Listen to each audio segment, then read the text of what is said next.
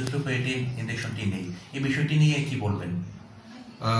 Erythropoietin যে ইনজেকশনটা, এটা যাদের ডায়ালাইসিস হয়, ক্রনিক কিডনি ডিজিজ পেশেন্ট, তাদের মধ্যে কিছু সংখ্যক রোগীর সেটা দরকার হয়, যাদের হিমোগ্লোবিন অত্যন্ত কম, বাদ বাকিদের দরকার হয় না।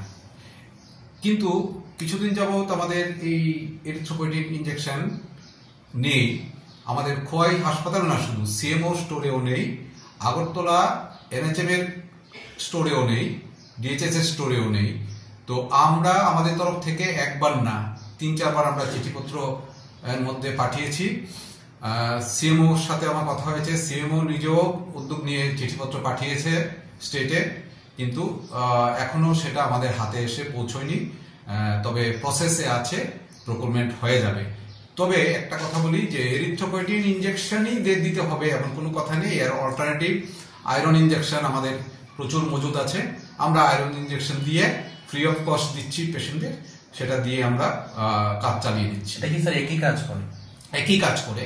হ্যাঁ, এরিথ্রোপয়েটিনটা গোড়া থেকে হিমোগ্লোবিনটাকে বাড়ায়, আর আয়রনটা মোটামুটি একটু রেডিমেড টাইপের আর কি, এইটুকু ডিফারেন্স। কিন্তু কাজ হয়ে যায় আমাদের, যাদের হিমোগ্লোবিন কম থাকে তাদেরকে আয়রন দিয়ে কাজ করানো। মোটামুটি কবে নাগাদ স্যার এটা অ্যাভেলেবল হতে পারে? সেটা আমি ঠিক বলতে পারবো না এই মুহূর্তে, তবে হচ্ছে, আমাদের প্রসেসে আছে এবং প্রকুরমেন্টের সমস্ত প্রসেস হচ্ছে শুনেছি স্টেট থেকে। হয়তো 1 সপ্তাহ বা 2 সপ্তাহের মধ্যে আমরা হাতে পেয়ে যাব, সেটা আশা করা যাচ্ছে। Thank you sir.